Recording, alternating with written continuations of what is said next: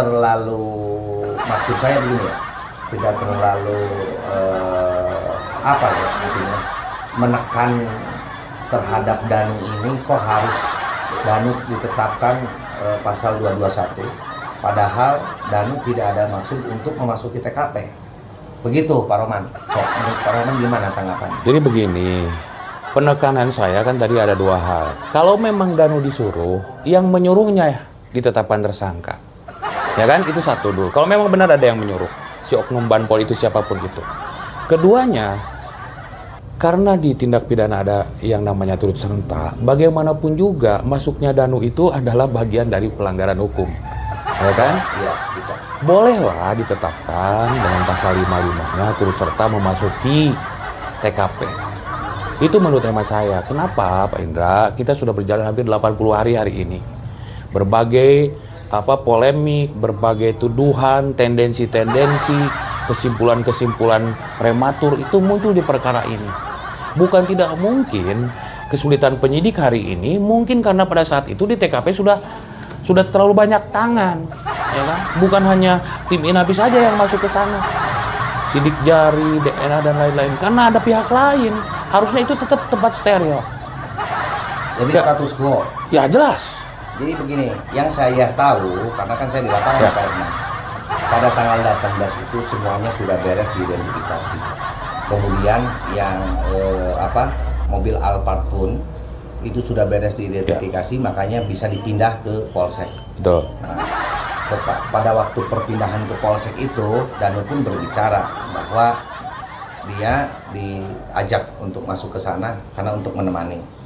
Nah, jadi yang saya tanyakan lagi, ini kan sebenarnya sudah beres nih identifikasi.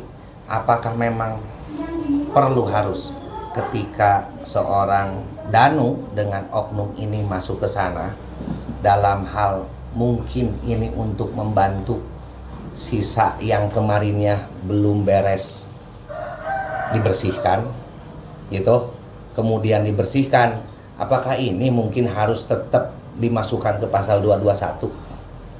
Begitu Pak, Ya. maksud saya. Saya balik lagi Pak Indra, Ya. sekali lagi bahwa ini bukan masalah delik aduan, bukan ada yang dirugikan kemudian melapor, bukan. Tetapi penyidik dalam hal ini yang sudah membatasi dengan polis lain punya kewenangan. Jadi kita balik lagi ke awalnya. Proses awalnya, problem pertamanya adalah sampai hari ini klien saya pun tidak bisa masuk ke TKP. Ketika ada kebutuhan-kebutuhan yang lain, bahkan motor yang ada di dalam pun tidak bisa kita ambil. Karena padahal motor itu tidak terkait dengan tindak pidana, ya. Karena posisinya ada di dalam, hari ini tidak bisa kita gunakan. Kemudian begini, anggap saja kalau tanggal 19 itu sudah selesai, mobil sudah dipindahkan, ya kan, anggaplah sudah selesai. Faktanya kan kemarin ada otopsi yang kedua. Artinya itu belum selesai. Kalaulah dianggap selesai, polisi lain itu dilepas. Pak Yosep dengan keluarganya bisa masuk ke TKP. Sampai hari ini tidak bisa. Jadi bayangkan sekarang, saya sekarang nanya ke Pak Indra. Pak Indra sekarang kan TKP masih di polis lain. Pak Indra berani masuk tidak sekarang? Saya tidak berani. Itu. Misal ada oknum siapapun ada yang menyuruh lah masuk ke sana. Pak Indra berani tidak? Tidak. Ya, karena kita tahu ada konsekuensinya. Ya. Nah, jadi janganlah kemudian alasannya disuruh ataupun tidak tahu apa-apa. Jadi ketika ada satu tindak pidana kemudian itu sudah di polis lain, patutlah diduga bahwa di situ kita tidak boleh melakukan apa-apa. Garis polisi itu sengaja dibentangkan oleh pihak kepolisian untuk membatasi. Bahkan reporter-reporter pun yang datang dari Jakarta meliput tidak berani melewati polis lain itu. Nah, ini yang mungkin jadi saya memiliki kesimpulan bahwa karena carut marutnya prosesnya yang cukup lama ini, perkara ini, ya saya pikir sudahlah berhenti semua pihak melakukan hal-hal yang sifatnya overlap. Ya biarlah, berikanlah ke penyidik lah. Semuanya serahkan ke penyidik kepolisian, ya kan? Jangan sampai sehingga sudahlah TKP itu sudah waktunya sudah cukup lama, kemudian ada pihak lain di luar Inapis yang datang ke TKP. Bayangkan, Ya. orang yang tidak tahu apa-apa, orang Inapis saja masuk ke sana pakai handskun, pakai sarung tangan. Ini tiba-tiba misalnya ada orang nggak pakai sarung tangan, ya kan? Karena kalau tidak salah si kamar mandi itu adalah bagian dari TKP juga di situ. Ditemukan baju korban, kalau tidak salah bercak darah juga ada di situ. Itu mungkin bagian yang cukup penting juga dalam penyidikan ini. Jadi terus terang, ya saya melihat jangan sampailah, dan ini tentunya akan jadi warning ketika polisi melakukan penetapan. Ada efek jerah, siapapun tidak boleh seperti itu. Tiba-tiba ada seseorang demi konten datang ke TKP untuk membuat, tidak boleh sekarang. Karena polisi lain itulah yang membatasi. Dan ketika kepolisian mengambil sikap tegas, saya berharap ada dampaknya, ada efek jerah, sehingga semua orang berhati-hati. Ini perkara bukan ditangani oleh Polsek Jalan Cagak, oleh Polres Subang. Ini sudah melibatkan Polda Jabar, Polda Metro, bahkan Bareskrim. Kita sebagai masyarakat dukung apapun yang bisa kita lakukan.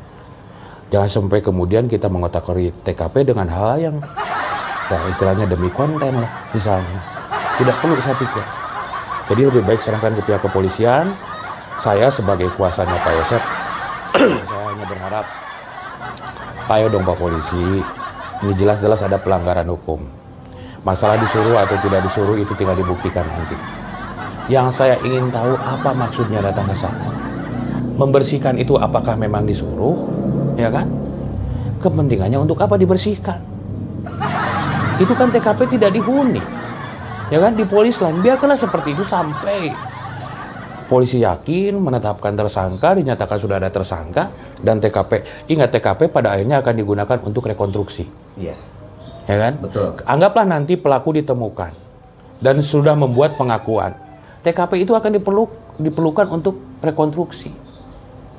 Apakah mungkin setelah ada orang lain di luar Inapis yang masuk ke TKP akan dilakukan rekonstruksi? Apakah sesuai dengan TKP awal pada saat kejadian? Jelas akan berubah, Pak Endang. Betul, ya. Sudah.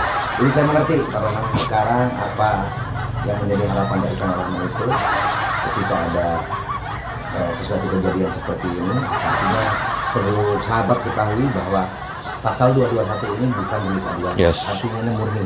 Ketika memenuhi unsur, silahkan mungkin pihak penyidik lah nanti yang punya kewenangan. Begitu ya. Jadi sekali lagi sahabat Indra, itulah keterangan dari Kang Rohman sebagai kuasa hukum dari Pak Yosep yang sengaja mampir ke kantor saya dan sudah lama. Saya kira Kang Rohman ini agak marah ke saya, tapi ternyata tidak. Beliau masih bisa menempatkan diri untuk bercerita dengan saya pribadi. Asal ada nanas madu lah ya. Asal ada nanas madu ya. Selesai. Sahabat Indra, sekali lagi tolong saya sebagai Kepala Desa Jalan Cagak berharap kepada seluruh warga Kabupaten Subang, khususnya umumnya seluruh Indonesia, saya meminta terhadap kasus ini